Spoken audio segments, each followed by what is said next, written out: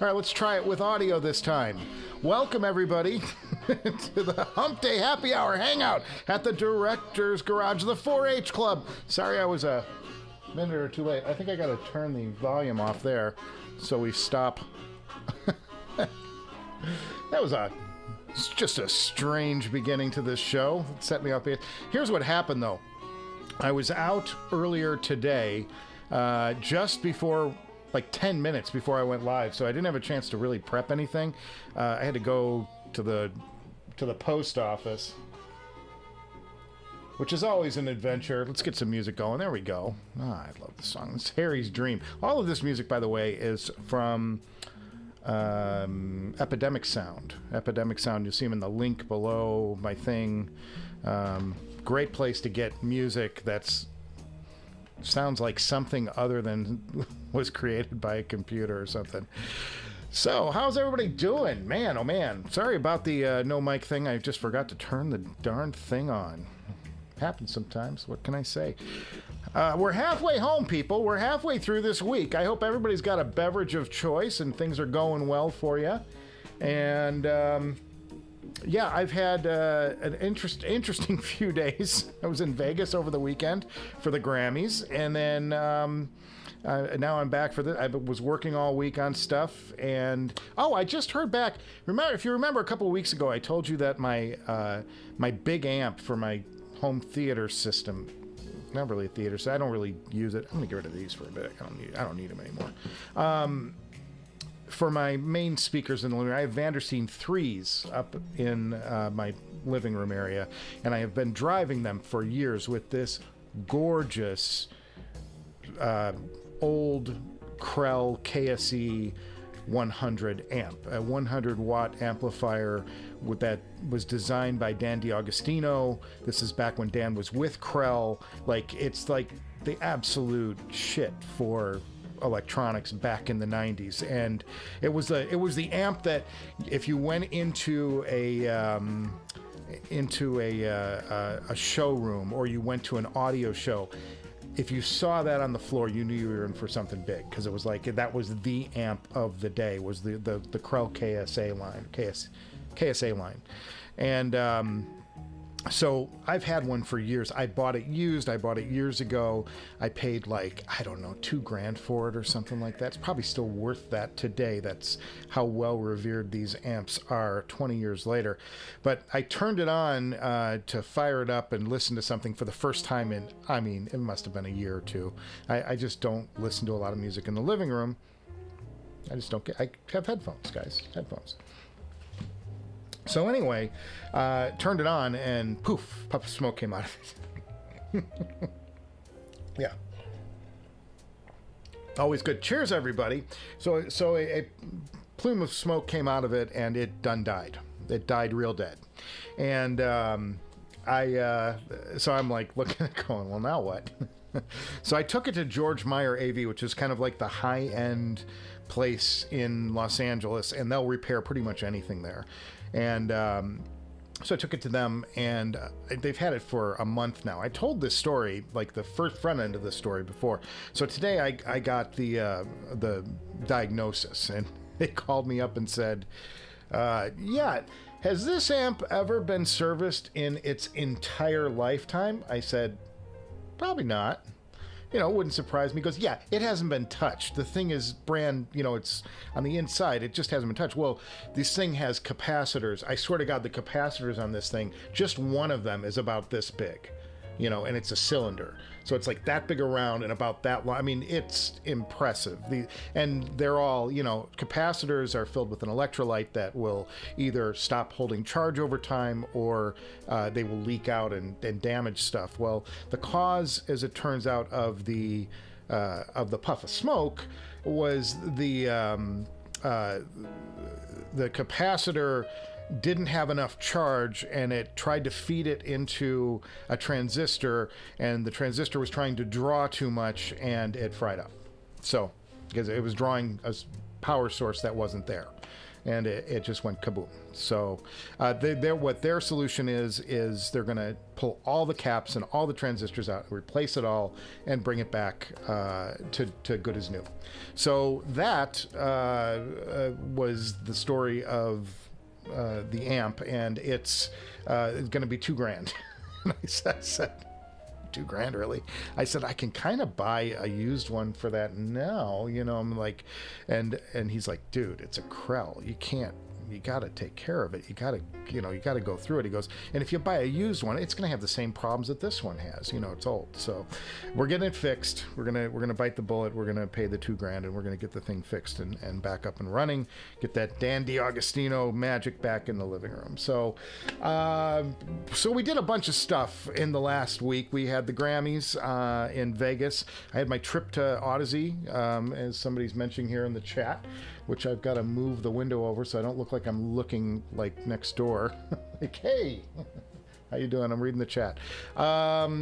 Yes, so the Carbons. I went down to Audeze on Friday, April 1st, April Fool's Day, and there were people there to meet me, so it wasn't an April Fool's joke on your favorite resident idiot. And I went in and they took them and they said, we will get them back to you at some point. So it's going to be a few weeks. They're going to do some work on them and then send them back. They said they would mail them back to me. And actually, I'm going to look through my emails real quick because I thought I saw something from Audeze. They need to know my shipping address for the Carbons. Okay, well, there you go. They're going to send them back to me as soon as I tell them where to send them, apparently. No, I could not film in the place. It was not that kind of vibe going on there, and the owner wasn't there, or the CEO or whatever. He wasn't there, so it wasn't the right environment to do that in. But I will share with you everything that I experienced when I went there, and the cool thing is I got to listen to a lot of headphones, and two of which really were standouts to me, and two that I really want here. And then I did do a tour of the floor, which was really cool. Their back room, their assembly line, their assembly area, and their manufacturing area, because they do as much of it in-house as they can. That saves money, and they also have quality control that way. So let's start with what do we want to start with? Let's start with the couple of headphones that I listened to, and the first one was the LCD XC, the closed back sort of flagship Audeze headphone, and I thought that was I was impressed by it. I was more impressed actually by the amount of sound that it cut. That was really surprising to me. It really does cut a lot of sound off. So you're getting a lot of isolation from that headphone that I really maybe didn't expect, and so that was kind of cool. And the tonality on it was good. I thought that the bass was good, not great. It wasn't like my end-all be-all of bass, but it had good bass presence, but it wasn't like a dominant bass presence. And the top end was very pronounced. You know, it had a very bright top end. Bright's not the right word. It had a nice kind of sparkle on the top of it. It was a very clean sounding. The only thing I would say was that the upper mids, I couldn't tell. You know, I need to spend some time with them, but it seemed like maybe the upper mids were a little bit boosted. Like there was a little bit of too much presence there in the upper mids for my taste, but or maybe it was even lower treble. I couldn't really place it, but that was at least my thought on the XC. Is it a headphone that I want? Yeah, I would really love to get one in here and try to do some mixing on it, because that's really what I got. And they told me, here's what they told me, that the Audeze LCD XC is a headphone that they're getting sound mixers at concerts to purchase them. They're calling and asking to buy an XC, and I was like, that's interesting to me, because the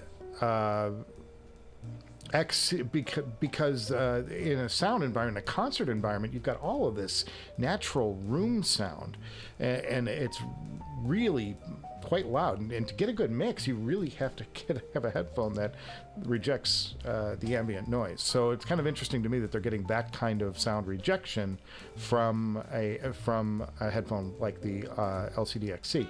The other headphone that I heard that I really want, and this one really just like went straight to my core, was the LCD4Z, and I thought that was spectacular. I thought that was just a spectacular headphone. Like, it really impressed me. It had fantastic bass. It was fun. It was had great clarity. It was almost, it was on the path of the LCD5. It just had a lot more bass presence, and that's like, if I had my way, I would get LCD5DG, which would be the director's garage version, which is just the LCD5 with a little bass boost, which you can probably do in EQ if you wanted to. I just don't do EQ, and we've talked about that in the past.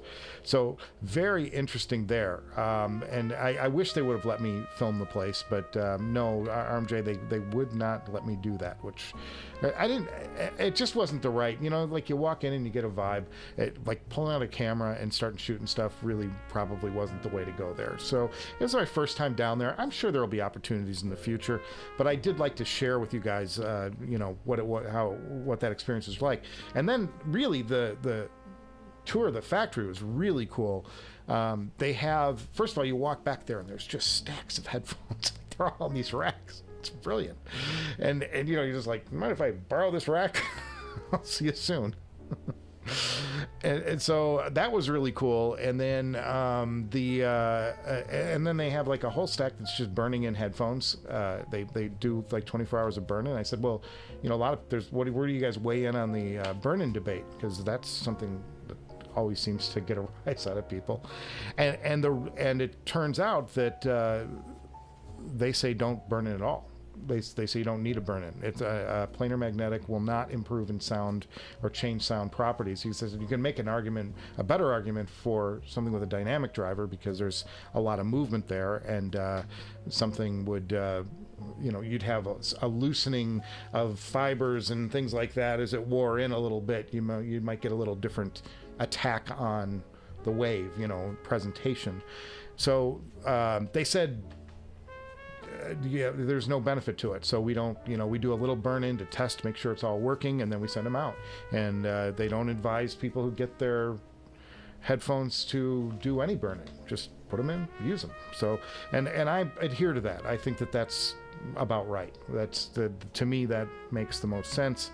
But everybody's got a different opinion on this stuff. So if it sounds better to you for putting in, the argument that drives me crazy are the people that say, well, we need 200 hours of burn-in using ferret farts and the breath of a bird chirp floating across the top of the cups, and then just drape a gold layer of lace over them for 48 hours, and then finally they'll be ready to sound good. And I'm like, if I gotta do 200 hours of burn-in to get your product to sound good, you done made a bad product. That's my opinion.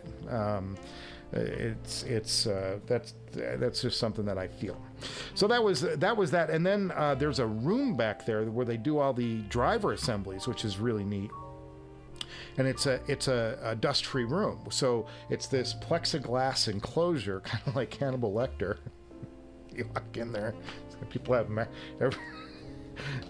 so I have, here we go. You got, closer, Clarice.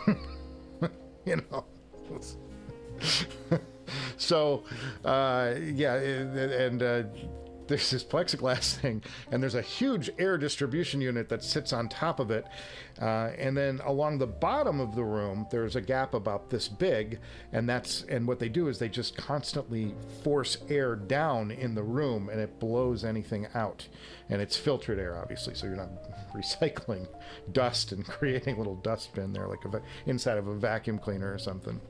So that was really cool. And then I saw a couple of their machines. I'll talk about. Cheers, everybody! It's Wednesday. We're halfway home. We're halfway home, guys. It's been rough, but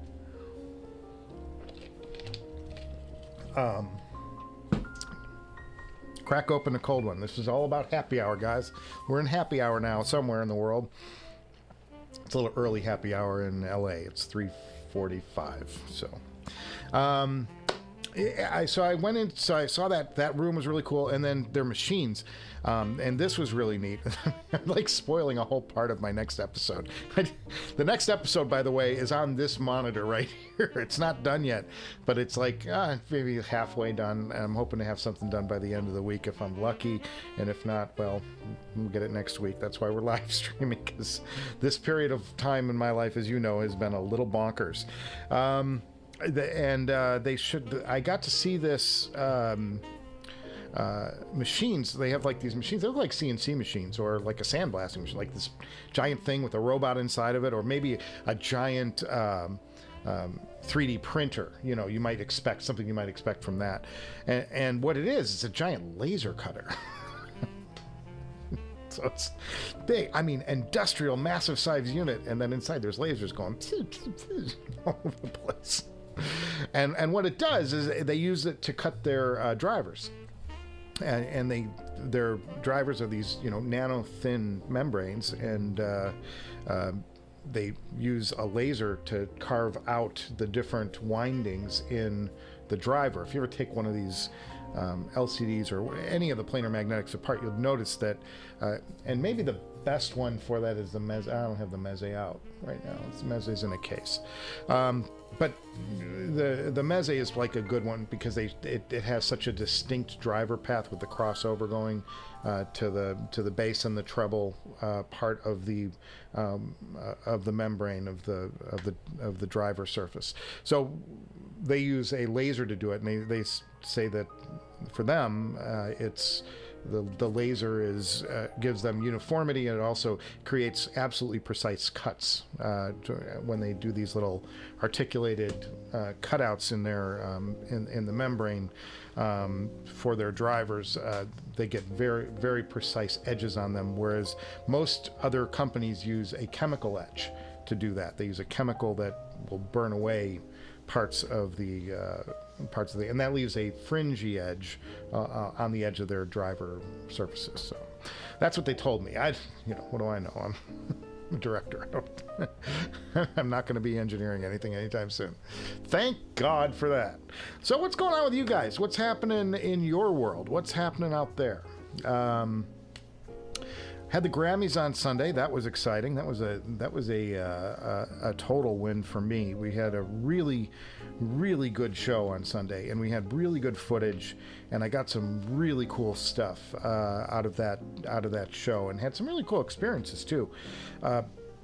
First of all, we just got great acts. The performances aside, if you watch the Grammys, part of the thing is I don't really see the Grammys when I'm at the Grammys because I'm so busy trying to get interviews and capture moments and things that I don't actually watch all that much of the show. I wind up going back later and trying to just rewatch the segments that people say, "Hey, check this out," you know. But I didn't get the. I didn't get to watch much of the actual performances, but what I got to see were all the stars that came to us, and we got to see a lot of the celebrities. And what I really enjoy about that is the celebrity interaction. That's really the cool thing, is when you see these musicians who know about each other, but they probably haven't met much in person, and they finally get to meet in a room, and I got to see some of those interactions, and they were really interesting and cool to see, like one artist really regarding the other artist and stuff. And my big takeaway from that is everybody flocks to Lady Gaga. I'm telling you that right now. It's like she walks in a room, the oxygen goes out of it, and everybody clings to her. They just surround her. They all want to talk to her. They all want to meet her. They all want to be in her presence. They want to get whatever magic it is that she's got in her rubbed off on them. And that was really something. So these are major. I'm talking about the guys who win Best Album and stuff. It's yeah, I know I won the Best Album. There's Lady Gaga. I got to go talk to her. So that was really cool. And so what else we got? Oh, hey, thanks, Ginger Hermit. Appreciate it, especially if I'm going to be losing some money on some LCD products very shortly. Here's the thing about the factory. You know, I went down there ready to buy stuff. I was like, I'll just walk out of there with like 3 headphones or something. That'd be really cool. And then I have stuff to talk about on the show. Cheers. And but I didn't. But they don't keep stock there. I was really surprised by that. It's like, no, believe it or not, everything we're manufacturing now is already sold. It's already like accounted for by, a store. It's accounted for by a dealer, or we've already sold it online or whatever. They don't have stock there, like just sitting around on shelf. So it's like, even if you wanted to buy something today, we don't have anything here for you to buy. So I'm like, well, you just saved me a lot of money. Thank you. My credit card is fine. Fire is burning down my house. What equipment do you save? Oh, that's a good question, ISO Parametrics. I'm going to say the cats. It's kind of important. But gear-wise, I don't know that there's, is there anything that I would really save? That I have to have. I would, honestly, I'd probably want the microphones, because the microphones are, like, this is not that easy to find, and it's not that easy to find in this condition. So I'm more interested in saving that. Like the headphones, I mean, all that shit can be replaced. I mean, there's nothing here that's like irreplaceable. The stuff that I'd want to save are my hard drives, because I've got 120,000 photos on them, and I've got photos that I took when I was, a semi-pro photographer, and celebrity shots and stuff that I really worked hard on, and shots like, I don't know, you can't see it in the background, but there's a shot on the wall. Let's see if I can do this and it's gonna be clever. I'm going out of focus. All right, you see that picture back there? That is actually, it's hard to make up, but it's Congress. That is the state, that is the U.S. Capitol. And I got into town, and there was a big lightning storm. And I grabbed my camera and I went down onto Pennsylvania Avenue, and I'm walking up Pennsylvania Avenue, and lightning is striking all over the place. And I'm with my wife, and I got down on the ground, because I didn't have a tripod, and I used my phone case to support the lens, and I set the camera down, and I started doing long exposures. And what you can't see is there is a lightning strike hitting the Capitol at the moment that the shutter is open. It's a spectacular shot,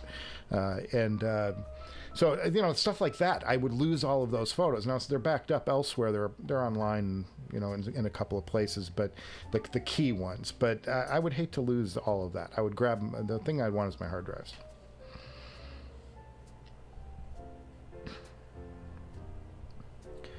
Have you ever talked headphones with a celebrity before? Well, musicians aren't interested in headphones. It was kind of interesting. Like, very, very few really, like, they want to play their music, and they don't, it's really kind of interesting. They're interesting folks. They run on a different frequency than you and I run. You and I run on a frequency that's like, we want the best possible sound, and I want to, what gear will match best with what to give us that ultimate sounding thing. This is from Josh, 1994, by the way. Musicians, they have a different frequency. They're not concerned with the playback. They're concerned about the creation, and they're concerned about getting what they want, in their head onto the recording. And so it's a different perspective. They actually, I very rarely get questioned, even when I'm out with like a crazy set of headphones that, in the real world. Oh, look at that. I think I just did a little feedback there. Sorry. In the real world, people don't, even if they see a bizarre set of headphones, they don't stop and they don't care. They don't care about us. I should do an interview with a celebrity who has an interest in high-end audio headphones. I'm trying to think of somebody who was really into it. I know celebrities that are into like fancy theaters and things like that, but very few are like into headphones.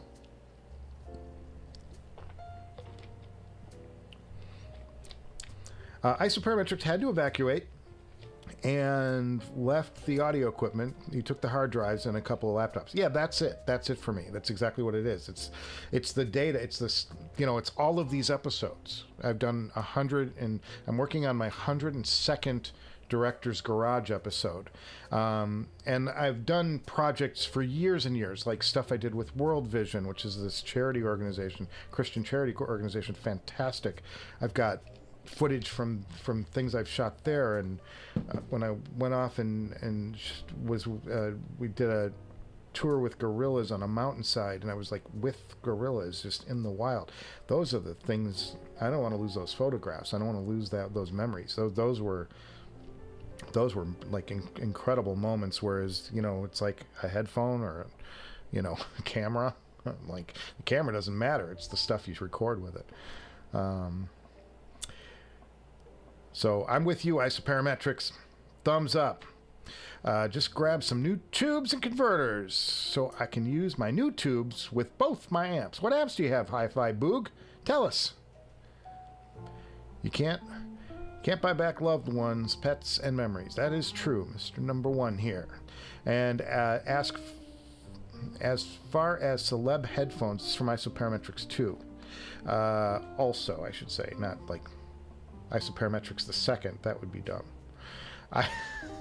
As a celeb and headphones, I saw a picture of Elon Musk wearing a pair of LCD XC. And then there's a famous shot of Steve Wozniak. I mean, I guess it depends on what you consider to be a celebrity. Like, I deal with like pop celebrities, like musicians and actors mostly. But like the Daniel Foster, you're not late. You're never late. Just come on by. We're cracking beers and cokes and just shooting the shit. But I don't like Elon Musk. I don't know if I'll ever have the opportunity to meet. Maybe in something. Wozniak. I've met Steve Wozniak because he was on Dancing with the Stars. That's the only reason I just. There was Coke in the cap of the drink and it just spilled on my arms. Now I've got a sticky arm. Well, that's just going to be annoying for 2 hours.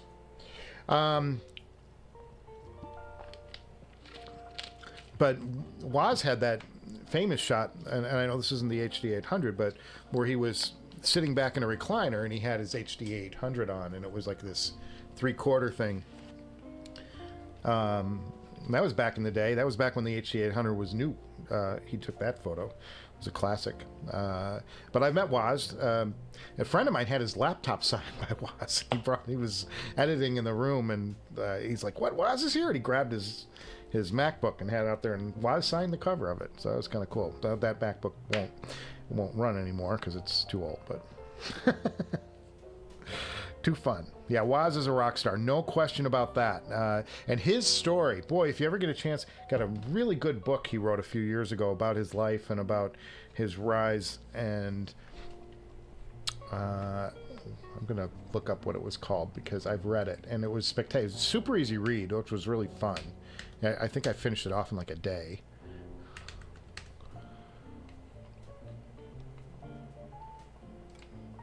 Let's see what old Amazon says. It was called I Was.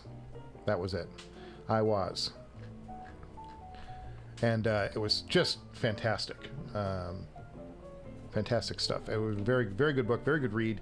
Enjoyable guy. And very affable, like really enjoys life, which I appreciate anybody who enjoys life. I try to enjoy life as much as possible and get the most out of it and do fun things and have a great time. But yeah, he was amazing, and he talked, and in that book he talked about all kinds of stuff about creation, everything from things that happened that hurt him personally, hurt his feelings, like Steve messed him over a couple of times and didn't pay him what somebody else got paid, and just kind of little dickish maneuvers. that he was that Steve Jobs was doing, and you know, like, a guy got hurt a few times, but in general he was always forgiving, and he was always a nice guy. Even after Steve like hosed him a few times, he still, like, that was his buddy, and you know, they started the company together, and he was, I think he was badge number 2, Apple badge number 2.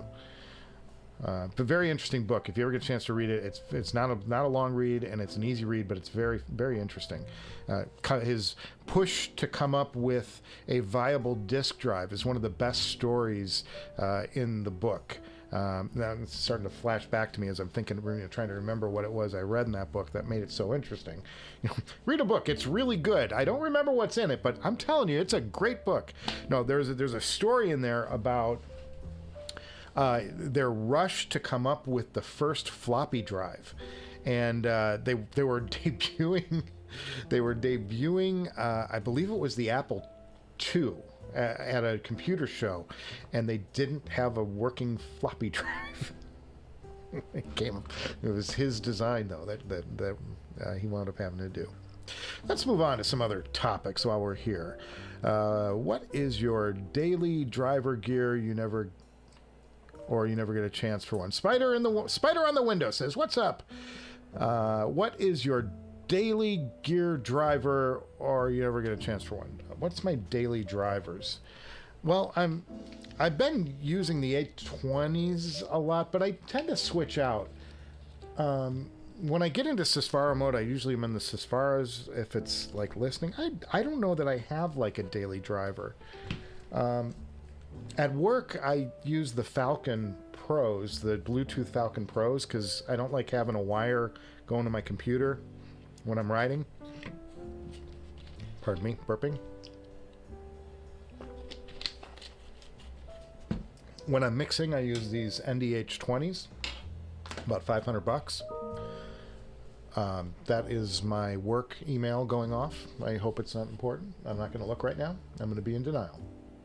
I don't know.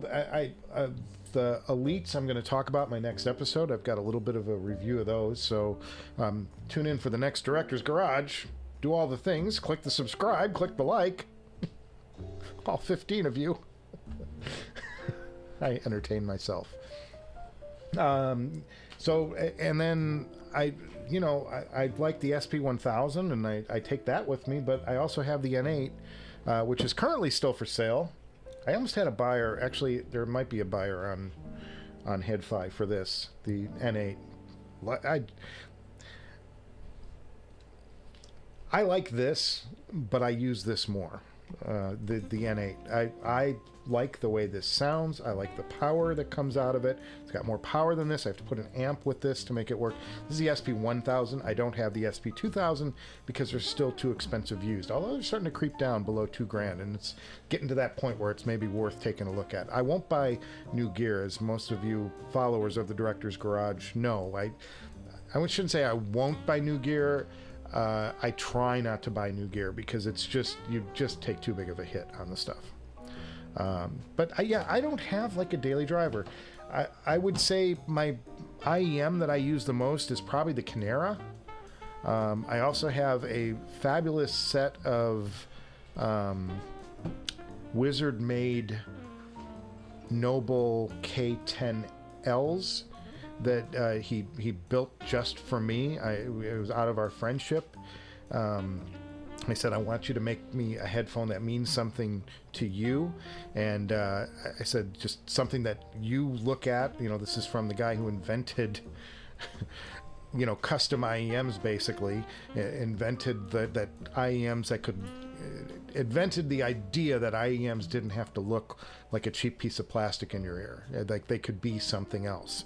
And John Noble is just an amazing guy. So he created this set for me and sent him over, and I love them. I mean, they just mean a lot to me because they were made by somebody who really cares about what he builds and has a passion for what he builds. And I'm like, if it doesn't have to be the greatest thing to me. If you're passionate about it, and I can see the passion in the work, that goes further for me sometimes than if you just build a great product. You know, it just means something to me.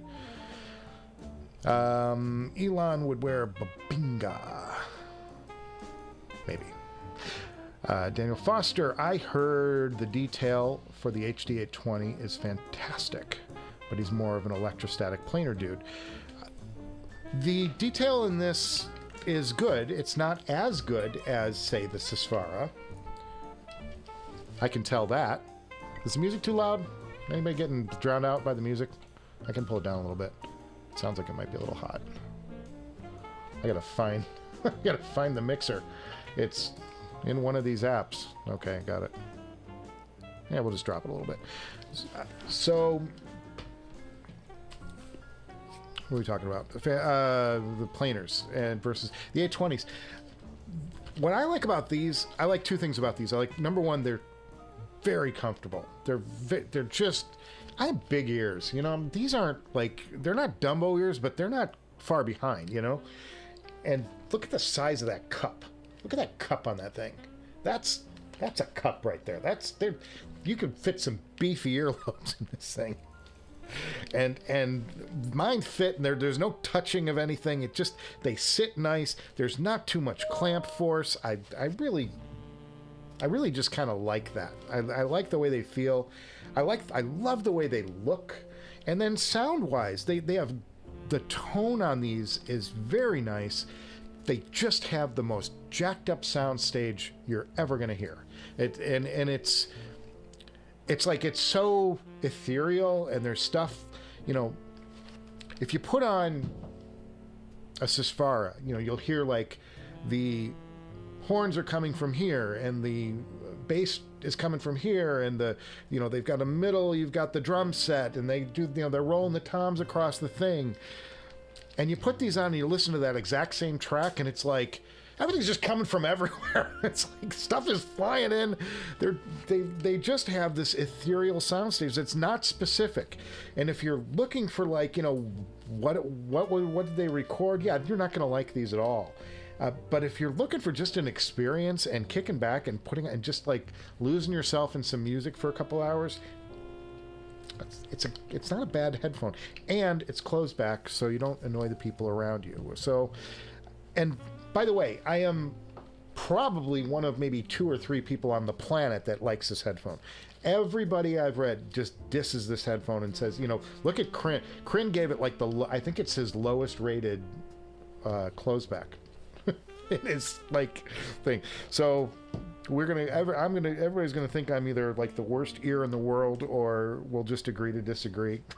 But I like these headphones. They're not my daily driver or anything. I just have them around, and they're a good closeback. Now, if I get the XC, you'll probably see me with the XC quite a bit. I think, because they do solve a lot of the accuracy things. These are very accurate, but they're very uncomfortable. These pads are just, they're too much on the stiff side, and they're not replaceable. Like, they're glued in, so you're stuck. And I don't like headphones that have a one-sided thing, because I'm picky. Wow, what's all that scraping? What's this thing scraping on? I hope I'm not damaging something. Rob Maples from Los Gatos, the Cats. He's from the Cats, same town as Waz. Sees him around town. Always nice. Yeah, he's a good guy. I mean, just likes people, likes talking about things that make you passionate, you know? I mean, there's a section in his book where he talked about, he did the US Festival. He's like, he just had all this money and he wanted to throw a cool festival, so he threw the US Festival. I think he lost his shirt on it. Just purchased Spider on the Window says he just purchased the Felice Newport Neve DAC. Oh, Felidis. I don't know how to pronounce that. But Rupert Neve I know all Neve stuff. I have a lot of their plugins. The Rad Zero bundle. I've not listened to the Rad Zero. That's a headphone I haven't had in here yet. Heck of a bundle. It is, Hi-Fi Book says. Daniel Foster says he wants the most neutral closeback for mixing. Yeah, that's what I want. I want a relatively neutral closeback, and I think the XC might be that headphone. Currently, it's the NDH20 for me, and for $500, you know, you're going to double that to get to double that plus 200 to get to the XC. Some people aren't down with that, spending $1,000 on a headphone, and I appreciate that, even though I have kilobucks here. I try to recognize, you know I'm in a different field. I tend to play in that upper field, but the reality is that you guys watch when I do more expensive headphones. You don't watch when I do cheap headphones. Evidenced by my last episode.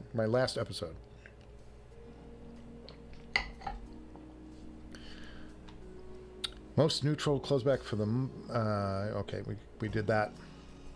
Laguna Kid gave me a cheers. Cheers, Laguna Kid. Everybody drink the Laguna Kid 24. Apple II Plus is his first computer. I had the Apple II Plus as well. That was my first computer. I took it to college. I think it was a 2 Plus, but it had been upgraded internally to 64K of RAM. 64K of RAM. So it was technically, it had the same RAM load up as the 2E, but it was actually a 2 Plus that had the 2E stuff. Michael, what do you think about Blue Painter L? I don't know anything about Blue Planers. Daniel Foster, I can't tell you anything about him. Wish I could make something up, but I don't know. So I won't be saying that. Michael, I'm buying the Woo Stack. Ha ha ha ha. Well, Isoparametrics, if you know me, and what you can't see in this shot is that I do have a Woo amp. I don't know if you know that. I have the Woo WA5 LE, which is the WA5 without the amp stage that drives speakers. It's just the headphone only version of the WA5. And in that headphone, if you look at episode 22, you'll see all the tubes and stuff. I did a tube episode with just the WA5 LE, and how spectacular that mega amp is. It's a boat. It's a boat of a headphone, or of an amplifier. Probably weighs 100 pounds. Power supply separate from the amp stage, and there's tubes. I've got about 2,500 in tubes in this thing, I'm thinking. No, more than that, because there's two. I have 4,500 in tubes in this amp right now. I've got the $2,000 Western Electrics, and then I have $2,000 Takatsuki rectifier tubes, and then I have tungsol round plate drivers, which were impossible to find. A good set of them. Spider on the window, thanks for answering the question about your daily drive. You're a great guy, and I love your content. Well, I love you guys. You guys are the best. SP2000 copper, it's excellent. You know, I'm willing to have player envy.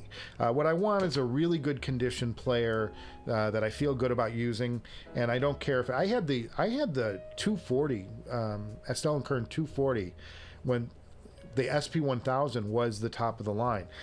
I mean, I hung on to that thing for a long time, and there's still a case to be made for that because it's a quarter of the size of this. It's like that big, and it's a nice weighty. It's like the exact size of a deck of cards, and a hell of a player.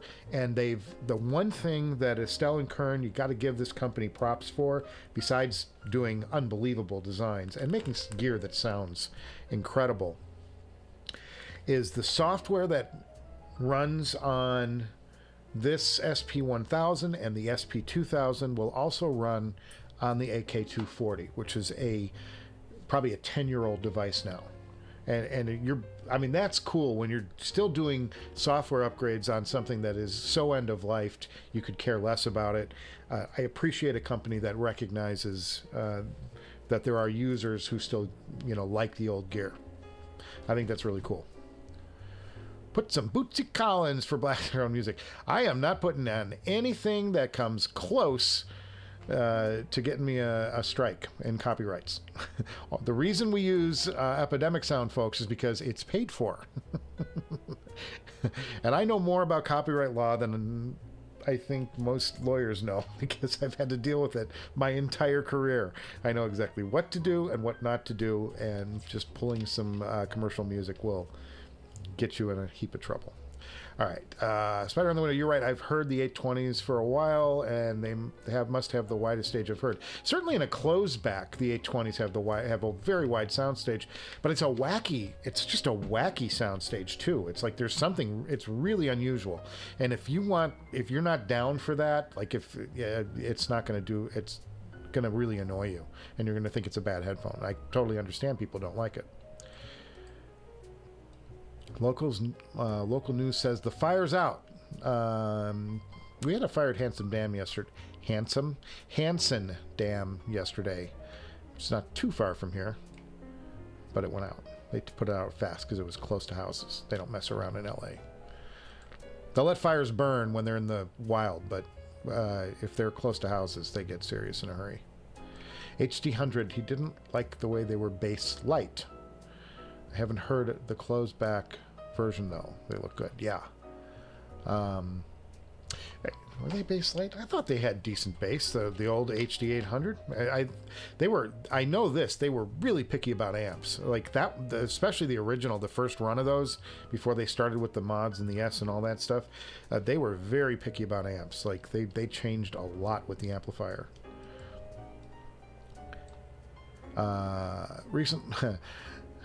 Zaray Jarol says he recently got the 8XX and haven't put them on since.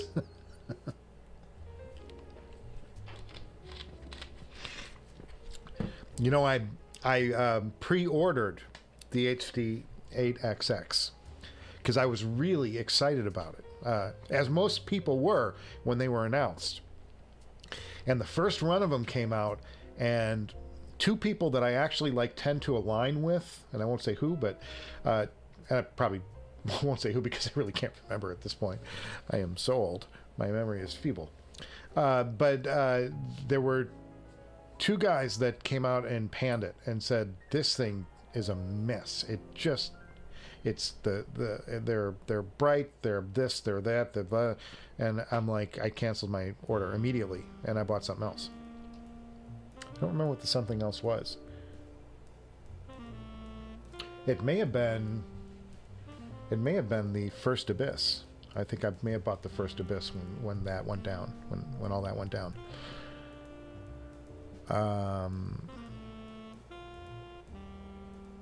Where we at? How's everybody doing? Y'all having a good week? I hope you are. Let's see. Spider on the Window. They don't have too much of an oomph behind them. Oh, the 8XX. Yes, I've heard that. Laguna Kid 24. Hey, Michael, do you still have the Mest? No. The Mest Mark II is on my short list to try. Yeah, I love the Mest. I thought the Mest was great. I just finally found something that I thought outperformed it for the price, and that was the Kinera Nanna Mark II. Hearing good things about the Monarch Mark II. I'm hearing good things about that headphone, but the IEM, but I haven't heard it yet. And I didn't hear the Monarch 1. I was in line, I was trying to get a pair, and then kind of the fat of it broke out. I'll tell you this much, I can't stand the design of the new Monarch. I think they messed that headphone up. I thought that first design was inspired. I thought it was really pretty. It was like this sea foam thing and shells washed up on the shore. And yet it still had like butterfly kind of coloring in it. I mean, it was inspired. It was a really neat headphone, or IEM. And the new one, it looks like it looks like the Visioneers. It looks like the Odin. It's like the foily crap set in plastic. I couldn't be less interested. I think it's horrible. I think they destroyed the look of that headphone. Sorry. I get spicy now and then, you know. Give me some props. I like the inverted lens on the HD 820, better reflective quality for a closed back. I haven't heard this is Concave. and then convex would be the outside if it was bowed out. I haven't heard anything with the bowed out with the convex lens. I said Parametrics Michael. He is an owner of the Wu WA5 fully expanded, Takatsuki, tongue sole, round plate, etc. He knows what I mean. 100% love the amp. Yeah, it was a former owner. Yeah, I still have this amp, and I was even stupider because I had them do the custom windings inside, all the elite version of it, I think they call it. Where they give you the black caps and all that stuff, so it's like it's really decked out. And all said and done, I have over 10 grand in this amp, which is, and I've said this before in the show, I'll never be able to sell it because nobody in their right mind would pay me enough to make it worth my while to let go of it. And they shouldn't. I have too much money in it, unless like Wu said, hey, here's what we'll do. You've been a good customer in the past, so send us the amp and we'll give you a great trade-in price for a WA33. Then I'd be like, yeah, okay, I'd consider that. But as far as and they're great guys at Wu too. Jack is just phenomenal. Like every time I've gone to a show, he's like, check this out. You're going to love this. Try this out. It was really fun. And Wu's a great company, and they're out of New York. But I have nothing but good things to say. And it's a great sounding amp. It's just not, it's not the WA33 for whatever reason, And if it's not the latest and greatest, it must suck. I'm like, I don't believe that either. That's the other thing, like some of this old gear is fantastic. There is a guy selling on Headphone right now a Cavalli Liquid Fire for $2,100. This is like one of the shit amps from 10 years ago. This thing is an amazing, amazing amp, and nobody's buying it. And I'm like, if it's there much longer, and if I've got extra money, I want that thing. That is one of the best amps in headphone history. It is and it sounds gorgeous. It's a Cavalli design, and this is when Cavalli was like, did his best work, the liquid gold, and like this is one of the best tube iterations. That thing was in every audiophile magazine you can imagine, and it's for sale for $2,100. It's a spectacular amp. Liquid Fire up on Headphone. And I've commented, I've left 2 comments, and I'm like, I can't believe this is still here. This is such a great amp. And nobody's picked it up yet. So maybe it'll be me. Spider in the Window, lend me the SP2000 if I want to check it out. I'm good. I like what I have, and I'm keep your thing, enjoy it, play with it. It's good. I'll have an SP2000 someday when I'm ready. The battery will last all day if you keep the screen off. Yeah, that's my one knock on the 1000 is the battery life is good, but it's not great. The N8 has a much better battery life. Secrets. Really good battery life on the N8. Gonna burp. That's what I do. Drink Coke. Get you every time, guys. Michael, do you believe that the Hugo 2 will devalue your taps a second updated Cordial? I've got Daniel. I'm not sure I understand this. This is word funny. Michael, do you believe that the Hugo 2 will devaluate with the near taps a second the new updated Chord Mojo does? Okay, so I'm going to interpret this in Michael speak. And I think what he's saying is, do you think that the amount of taps in the Chord Mojo 2, which is 42,000, 41,500, something like that, will devalue the Chord Hugo 2, which has 49,000 taps. Taps are the amount of samples per second that the internal software takes off of the file to reproduce the sound. And the more taps you have, the more information you have. And in theory, if you're doing it right, the better the decay. You'll get smoother sound, like through decay and on those passages where there's a lot of intricate detail going on, especially like art rock tracks, like, you know, Space Oddity and things like that. And my answer is, well, everything devalues over time. Except a Tesla or a Porsche, you know, twin turbo something or other. No, most things, you know, this gear will devalue over time. I sold my Hugo 2 for, I think it was $1,800, which is basically what I paid for it the year before when I bought it. And it sells new for about almost $2,800. I think you can get them for less than that now, but I think they were $2,800 or $3,000 new when they first came out. There's, you know, everything devalues. The at $700, the Mojo 2, $750. The Mojo 2 is a pretty good deal for what it is. I mean, it's and it's got an EQ section in it. I mean, that's pretty cool. I've never done a shootout between it and the Hugo 2, so I wouldn't know, and I got rid of my Hugo 2. But look, you know, I mean, I still have this is the Hugo TT1 back here, and that's the Hugo TT2 right above it, and they do different things in the house. They serve different purposes, but this is a great sounding unit, and it just keeps running, and it's run my sound system in the Director's Garage video production unit for years. Just made that up. Not the part about production, but just made up the name of it. Where we at? Spider in the Window is actually still at work. Dude, that sucks. That sucks, dude. I would escape.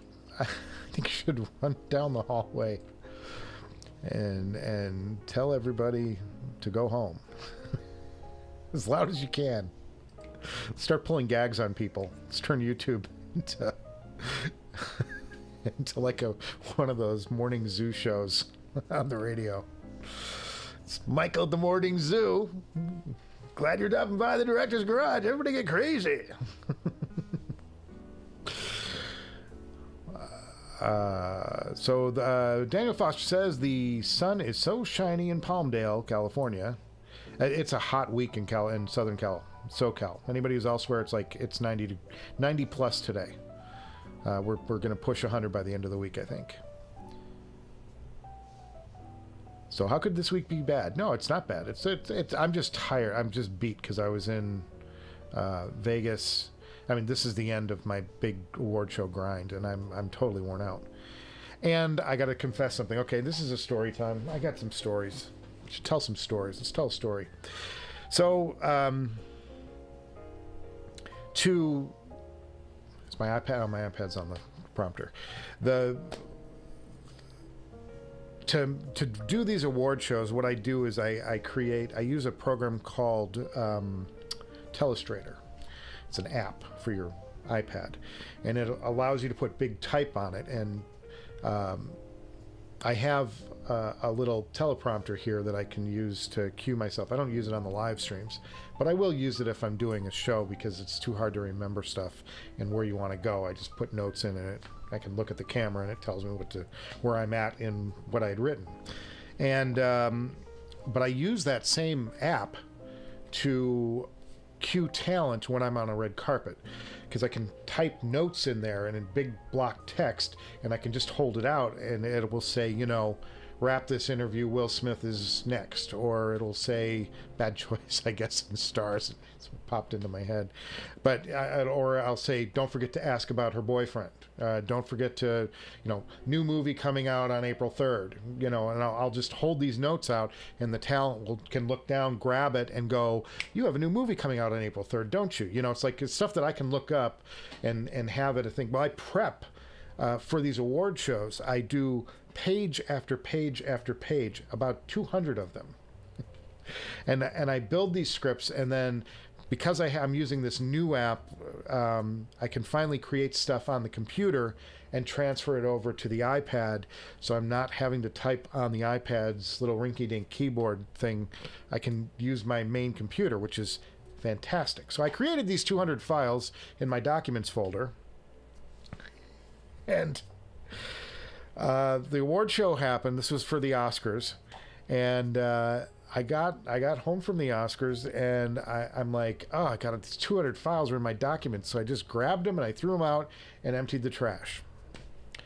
And my taxes were in the middle of all those documents.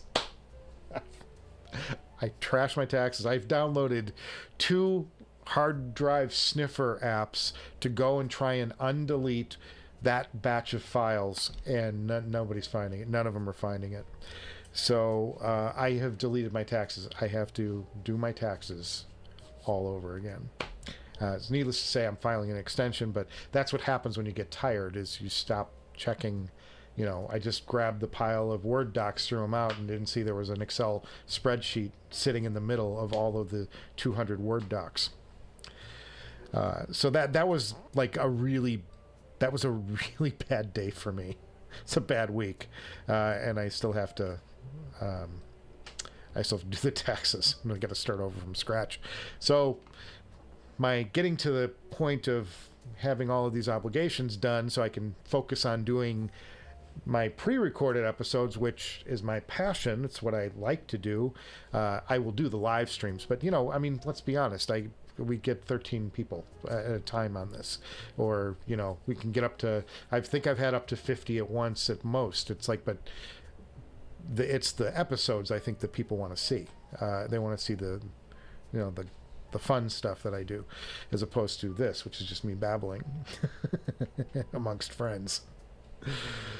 So where were we at? We were at Daniel Foster building up a recording studio, so everything is up in the air, and he's glad. Okay.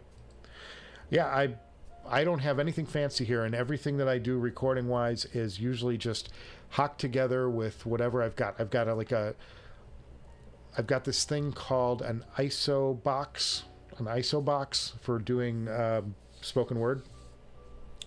Look it up. ISOVox, VOX, ISOVox 2. It's this, like, it's a little enclosure that you can go in and it deadens the room sound. And you put some blankets on the floor underneath it, and you've got basically a VO booth that can be torn apart and stored. We're talking about putting a VO booth in because we might do something with the other bedroom. And you know, you've got a really cool Mrs. Director when she says, you know, let's do something with this bedroom. We're not using it. We don't have a lot of guests over. There's no point to us leaving it as a bedroom. And I said, well, what about a production studio? And she goes, that's a great idea. How cool is my wife? You know? So we're thinking about like maybe even a VO booth in there, and then maybe a little podcast area or something, because she does stuff too. Where are we at? Yeah, okay. So now we're up to Isoparametrics, who said, yeah, +1 team woo. Yeah, they're great. And I love, you know, and let's face it, if that stuff isn't the most drool-worthy gear, there are very few companies making stuff that will make you just stop and go, huh? Like Thieaudio. I mean, it's just crazy impressive looking stuff. You know, everybody could learn a little design. Hey, Holly's coming in. Hang on, I gotta get Holly in. Hey, mister, did you fry out there? He just shakes his head.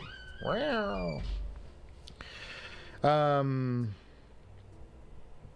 Yeah, 10,000. And Isoparametrics had 10,000 in his WA5 also. Yeah. They're expensive. I mean, and you can spend like 17 grand on a WA33 if you outfit it with all the best stuff, you know, and at that point, you know, and then it becomes like, well, at what point do I just want to get the latest Andy Agostino momentum? You know, you start to get into that rarefied territory. You want to come here and say hi to everybody? Come on. Come on. Come here. Come on, say hello. Say hi, Howley. This is Holly. He'll put up with this for about 10 seconds, and then he'll be like, all right, let me out.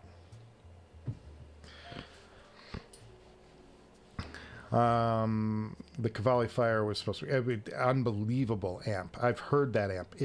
I'm telling you, it's like one of the very best amps in headphone history. It's amazing, and it's $2,100. I'm like, oh my god, fantastic. Have you heard the Empire Ears Legend Evo? No, with the bone driver. No, but as you know, Noble has a bone driver coming out, or they just released a headphone with a bone driver called the something Con. Not the Con. The Con was the real one. I can't remember the name of it. But something Con.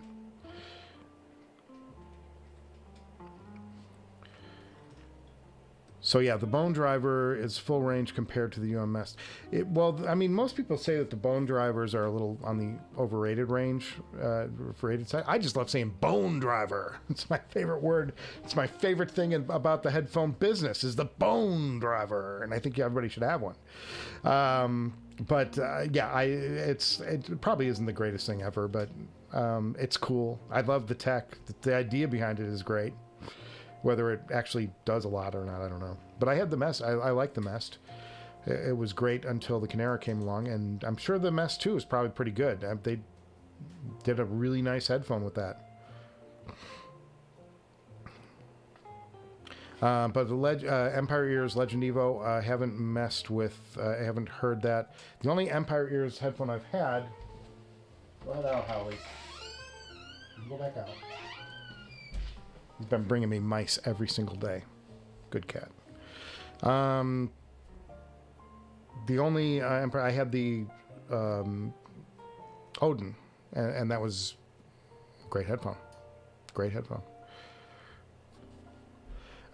Spider on the window. I can hear everything you're saying, but I can't respond. He's driving. Okay, well, in New York. You keep two hands on the wheel if you're driving in New York.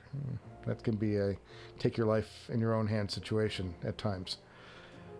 Where do you usually go to get used gear? I've been looking to get as far as something at the high end to go with his recent pay raise. Well, I'd go to Headfi, certainly. That's the best way to do it because you avoid taxes, you avoid most of that stuff, you know.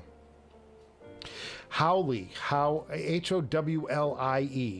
And what happened was, I'll tell you that story. Oh, let me finish this thought real quick from Zare.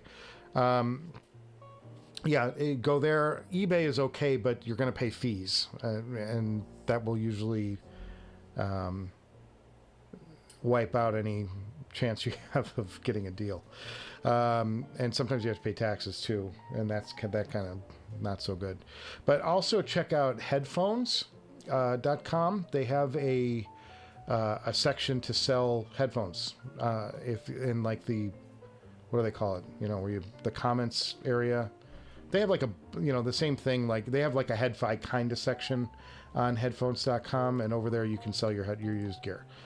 So I list on both when I'm selling something, and they're good guys over there. Howlie. Okay, so here's the story about Howlie. Howlie showed up on our. We've always had cats, and Howlie showed up on our back porch, screaming, just at the top of his lungs. Young boy, young little whippersnapper cat, screaming at the top of his lungs. And he wouldn't shut up. And so we took him out some food, and then he just kind of kept sticking around, and he'd come to the back door and howl and howl and howl. So the initial intent was to name him Howler after the, not Fantastic Beasts, but the other one, Harry Potter. The howlers that the kids would get from their parents. I remember that from the movie, and I thought, yeah, he's like a howler. He just shows up and blasts you. And then we kind of made it Howlie. And I tried to get him a home for a number of years. I put him on TV. I put Howlie on TV trying to get him a home, and nobody bit. Nobody would come and take Howlie. So, and now he's just been here too long. He's my boy. So that's what happens. Ice Parametrics, Mr. Number One here has the same question. I held back on buying. You heard none of them. Okay. They're having kind of an internal discussion. I think about the Mest and the Empyreans. Janet Foster, just be happy you weren't killed in 2 car wrecks like I was. The warm days never feel warm. Well, so Daniel, you were killed in 2 car wrecks, and you're still here to type. That's amazing. Good for you. That Macintosh behind me says Laguna Kid 24 with the VU meters, the coolest looking gear in my studio. Yes. Look, there's cooler gear, I guess. This is just old school. And you know I'm an old school kind of guy. I like the retro looking stuff, obviously. I like the retro looking stuff. Look at the Woo. If you don't know what a WA5LE looks like, go to Woo Audio right now and check it out, because the stuff's iconic. And the stuff that I really go about is things like the Ferrum. I'm like, this to me, it doesn't do much for me. This is a little better. But come on, when you've got the Blue Hawaii back here, I'm like, get real. So yeah, I like the older looks, and the Mac stuff sounds really good. Beyond that, I mean, it's there's a lot going for Macintosh. There's a lot of good stuff going for Macintosh. I'm not going to say bad things about it, and I own it. I've looked for what I really want is the Phonopre.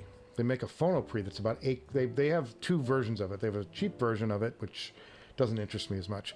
Then they have a very expensive version, which is basically, it looks a lot like this, but it's a Phonopre, and that's all it does is preamp your phono. And so that looks really interesting to me, and I would love to get one of those at some point. Don't know if I'll ever be able to afford it. And Mrs. Director just walked in the house. There she is. So yeah, Macintosh, very good stuff. Someone told, Ice Parametric says, someone told him to watch out for Empire eyes. They do have a lot of driver flex. I'm guessing that's ears, but his last EE was was a Zeus. Empire eyes, I love it.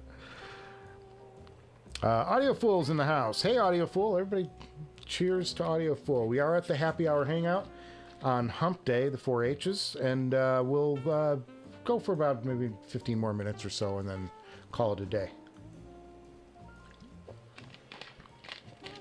I got to get back to cutting the weekly show. Got to keep those YouTube things up if I'm going to make this show do anything at any point. First headphone that gave me a wow moment. Headphone. Probably the HD 650. HD 650. And the amp was the Woo Audio WA6. Tiny little dark voicey looking thing. And that gave me that really doomed my fate. Because then it became, well, now I want to hear if the HD 650 sounds this good, what does the HD 800 sound like? And then I got an HD 800 and I'm like, well, this WA6 won't drive this HD 800. It's barely giving it enough power to make sound. It needs more power, so we'll find a WA5 and we're off and running. It's the history of my headphone life. My wife giving me the business over there. Laguna Kid, that Macintosh gear is gorgeous. Yeah, it is. There's something about it. It's just a classic look. Some people, it's too. I understand people say that it's just too old school. You know. The Blue Hawaii. Yeah, everybody says that this Blue Hawaii is. If it's not the best, it's in the top few for electrostatic amps. And not being an electrostatic aficionado and somebody who's just dabbled in it a couple times, who am I to disagree? I think it's pretty good. So yeah, it's nothing bad to say about and Headamp, another great company. Headamp and who makes the Studio 6? That's another amp that like just still has very high relevance today, even though it's getting a little long, even though it's long in the tooth. ALO Audio. And I don't know what ALO is up to. I actually sent them a note, I would think maybe 2 months ago. And I just introduced myself. I said, hey, I'm running this headphone show, but I've had some of your products in the past. I had the Continental V5 that was very early in the show. One of the very first episodes, I showed you that. And I've since sold it, but such good gear, and I haven't seen anything new from them in a long time, and I don't know what happened. If they're just in, they were in the COVID product cycle. Another thing that I learned at Audeze, by the way, was that their original plan was not to release the Carbon and the LCD5 a month apart. The Carbon was supposed to precede the LCD5 by as much as a year, but the COVID, lack of parts, hard to get manufacturing done, everybody got to work from home, all of those perfect storm bad things wound up delaying the project to the month before the LCD5 was released. And I'll have more to say about the Audeze thing, because I really wrote it up better than I can talk off the top of my head. There is a section in the next episode that talks about some of the things I told you about early in this show, but there's more there. There's more stuff there that I put into organized thought, and it'll be better, just without visuals, because I didn't shoot anything. Sorry, guys. We'll get down there. It'll happen in due time. Can't have everything at once. Empire, yeah. I don't know what Driver Flex sounds like. Well, Driver Flex is awful. And the Odin had Driver Flex bad. That was another one that like it just every time you put them in your ears, it would be like somebody crumpling up a bag in your ears. Nothing like the Driver Flex or the stacks farting on the Carbon though. I'm really looking forward to getting those back, by the way. Daniel, I have to watch earlier in this live stream. I addressed the Audeze stuff near the top, like in the first 15 minutes or so. And I won't repeat it all now. It's just we've been there and done that already. But go back to the top and watch that. And then my next episode, I really put it all kind of into perspective too, and gave my grander opinions about where Audeze is heading, given the information that I learned at the while I was there and they showed me around. So tune in for the next Director's Garage episode. It's going to be way better than I can describe off the top of my head, sitting here drinking soda, getting amped up on sugar water. And cheers, everybody. It's Wednesday.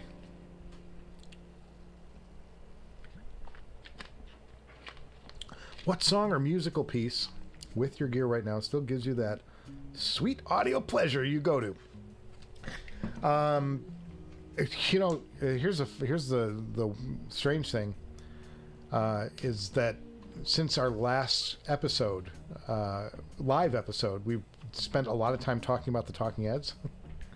I've been listening to the Talking Heads all week. So yeah, that's been I've been listening to a lot of the Talking Heads this week, and I've got their songs are just, I've been cruising. You know how that happens, you get cruising through the head.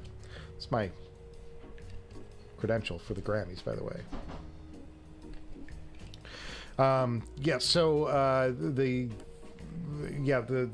It's been Talking Heads for me, and really going back to that fear in music. And then the other thing is I've been doing a deep dive on YouTube concerts of the Talking Heads, because the live performances in many cases out battle the recorded stuff in the studio. In many cases, I think that the Remain in Light album is a little bit on the special side for the studio recordings, but the Fear of Music album sounds so much better live. It was like, especially when they then had Adrian Belew in that 1980 year doing and there's all these concerts online from that era with Adrian. We talked about this last week. So yeah, that's what I've been doing. That's why that's been some of the sweet audio pleasure, has been finding all these performances for the last week, because I've just been into it. But I have other things I want to do, and when I was in Vegas, I'll talk about it in the next episode. But yeah. Speaking of electrostatics, I'm so afraid, this is from Zare, of all the things you have to watch out for, humidity, discharging, etc., to get a setup for them. And honestly, that's the thing that's got me most nervous about the Susvara. I'm not so, the Audeze doesn't warn you, say, I know Stax does. Stax, they tell you, be really careful about how they're stored and put them in the plastic thing and don't get dust in them and this and that and the other thing. Stax, we got protection on the outside of these things. They're fine. Just, treat them like a headphone. But you can't remove the cable, which you can on the X9000 now. I still want that headphone, and that's sort of like the thing that's keeping me from doing another mega shootout. But I'm more nervous about amping the Susvara wrong, because I've had so many people say, you've got to try a speaker amp with the Susvara, and yeah, it can blow it up, but it won't. Don't worry about it. I'm like, if it's possible, that scares the crap out of me. I don't want to blow up a $6,000 headphone. I don't know what it does. We know you bought sound bar for your home theater, but what do you recommend on your couch singular headphone home theater experience? Well, it depends on what you're going for.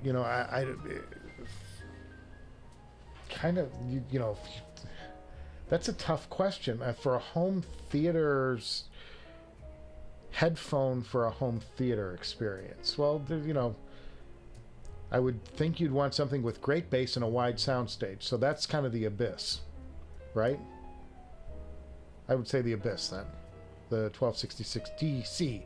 I haven't tried the Dianas yet, and there's a group of people out there saying that the Dianas are better than the TC, than the 1266 TC. The Diana TC is better than the 1266 TC, and that may be, but the 1266 TC, great bass, great impact, and wide soundstage. That's the Abyss, and that's what I would want in something on the couch. But can you imagine that Frankenstein-y thing, and you're with the bar and you're sitting there just trying to chill? Or you're with a girl and you turn over to kiss. It's like getting your braces interlocked. Your headphones somehow get tied up. I'm stupid. Sorry, guys. Yeah, the soundbar, the soundbar is not in yet. I have a pile of work sitting here to get to, and it's just the things in my life that are taking up my time are, I have to restart taxes now. I told that story a little while ago. I have to get my garage cleaned out because we're getting a new garage door, and my garage is so filled with junk that it's going to be hard to even install the garage door. So I've got to get the garage cleaned up. I've got a project for my wife that I got to finish up, and I've got one other big project. Can't remember. I'm drawing a blank. But I got one other big thing. I got 4 major things that have to get done. And fortunately, we're out of award season. That was the big thing that I had to get through. Speaking of electrostatic, so afraid. Oh, we talked about that. Okay, Daniel Foster, Adnan Firozi. Adnan, I love it when you stop by, Adnan. Good guy. I have a blown up MU Susvara 2 months ago. Ooh. the speaker amp thing is true. Yeah. Ooh. Yeah, you know, nothing blown up. And I for those of you tuning in late, I just got a call from, if you remember, I have the KSA 100, which is the Krell, the classic Krell amp. It's going to be $2,000 to repair it, so I'm going to get it done. The guy convinced me. He said, "Dude, don't let this." He goes, "I know it's a lot of money, but let's, you know, be real. You can't get this amp anymore, and it's a Krell." And it's a Krell from the golden era of Krell, when Krell was, you know, the best in the world. So get it fixed. I said, okay. He talked me into it. Do you have a desert island set up for DAP plus IEM / over ears? Well, the DAP would be the Hugo 2 if I'm going to be... I'm assuming you mean it's got to be portable if we're going to Desert Island. And, you know, you got to have power on the desert island, so... This theory is falling apart. The scenario is falling apart by the second isoparametrics. But, okay. So, if I'm going to get stuck on a desert island, I want a Hugo 2, and... What can a Hugo 2 drive? That's probably the...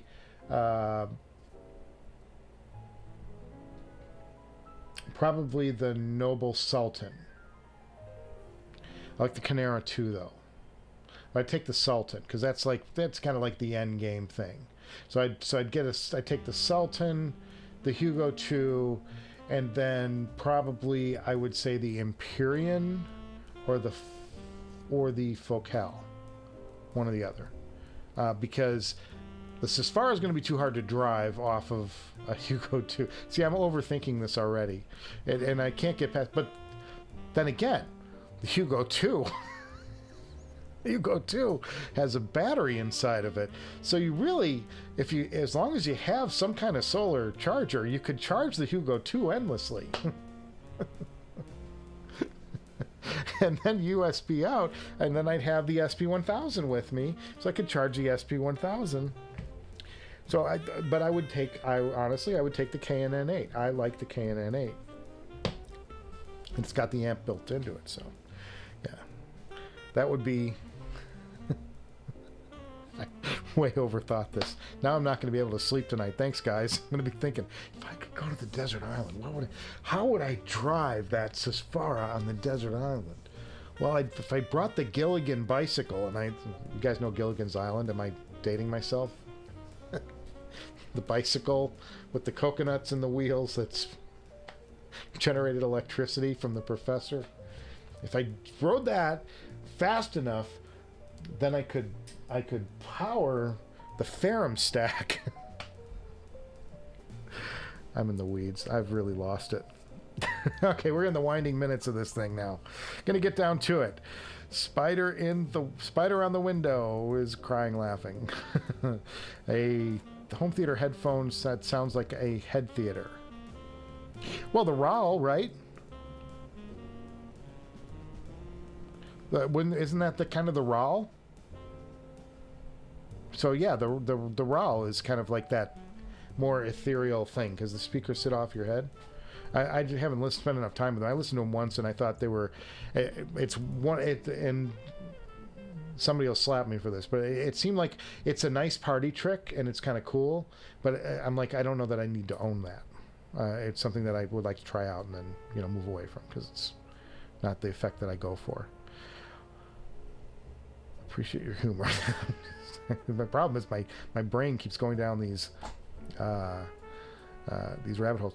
The 1266 TC, and I have said this before, but I'm going to say it again right now. The 1266, I liked the original version of it, and I got the TC, and I was less impressed by it. I thought that the mids were just messed up on that headphone until I put them in the Ferrum stack, and it changed the headphone. And I very rarely have witnessed a component alter a headphone to that degree, but I seriously did not like the 1266 TC out of my Woo, and I didn't like it out of, what was the other amp I had in here? The Phonitor. X, and I put them in the Ferrum stack, and it's a different headphone. Actually, absolutely enjoy them and think they are truly one of the best headphones in the world right now, and compete with the Susvara for one of the best headphones in the world. But it wasn't until I put them with the Ferrum stack that I could say that. Parametrics remembers Gilligan's Island. Attaboy. You know, I work on the CBS lot, and on the CBS lot is where they shot Gilligan's Island, and it's not too far from where I work, from the building that I work in, and for years the beach was there, and then they paved over all that because they needed the space back, and they left a little fountain where Gilligan's Island was. So it's just this lame little fountain thing. And now even that's gone, and there's a building there, one of the executive offices, and it's called the Gilligan's Island building. But yeah, it's at CBS. Sherwood Schwartz, iconic Sherwood Schwartz, producer of all of those kind of cheesier shows. Brady Bunch was also Sherwood Schwartz.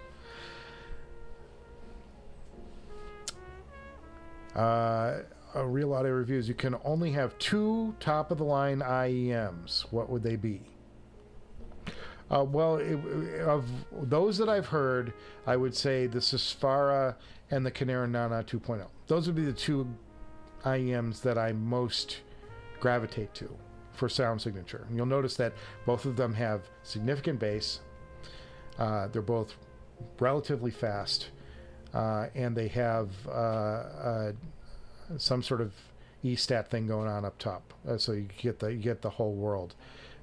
So yeah, those are the headphones that I gravitate to. Now that I know that there's a Noble Audio Viking out there, and that was an $8,000 IEM. Love to hear that sometime. Anytime they want to send one over here, I'd be down for that. Yeah, that's a serious IEM. That's supposed to. I asked John, what does it sound like? What does this Noble Audio Viking sound like? And he said, the best headphone. Okay, you're the pro. I'm not going to argue. Okay, so last couple here, and then we'll call it an afternoon. You need a pet hamster on a wheel generating power for your gear on the center, but then you got to feed the pet hamster, and you got to find something to cool that hamster down. That hamster's going to get tired, dude. They don't just run around forever. You got to feed them, and then they got to cool off, because desert island, it's going to be hot. I mean, you don't want to wake up and find a little skeleton. We've really gone down a rat hole. Working on an open source anti-gravity vehicle to showcase at Burning Man. Now that's something that would be cool. So if you ever live on a desert island, not a problem. I like that. Several team members moving on this. I want to see photo updates in our next Director's Garage Happy Hour Hangout. Would you say you prefer a dynamic for closed backs and planar dynamic for open backs? Yeah, why not? The XC sounded pretty good. I think I like the booming of the dynamic driver though, and I also want to hear though the new Atrium from ZMF. Anybody hears that and wants to share an opinion, chime in, because that's a headphone. It's biocellular dynamic driver, something, you know, like, really, ZMF, huh? Okay, that's cool. But you know, he had the beryllium coated drivers, and so what excites me about the Atrium is the biocellulose driver. That's the same material that all of those great, fantastic Fostex headphones were made out of. So if he found a way to elevate that and kind of give it some zhuzh, cheers, hats off to Zach in Chicago with the ZMFs. Here, open back. Okay, so,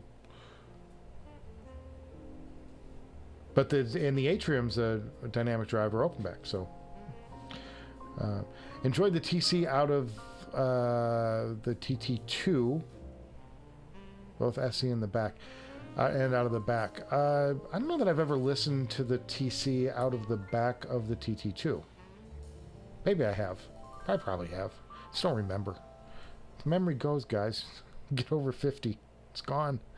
You have a companion, and you have a companion with the hamster. See, we're still talking over this desert island stuff. Free humanity! Once my anagram... Well, okay, we've really gone down the rabbit hole. I hope you guys are reading these comments along with me, because this has just become a train wreck of an ending for the show. So, with that, we're at 5:08. I think it's time we can all get about the rest of our weeks. I'm going to start the iconic music, which is still playing. So I want to thank you guys for stopping by the Director's Garage Live Happy Hour Hangout on Hump Day, the 4-H Club. So appreciate you guys stopping by. Tip your waiters and waitresses, and I will see you guys before you know it. And let's see if I can get off the air. Couldn't get on the air today. Let's see if we can get off the air with some dignity. And no, we can't.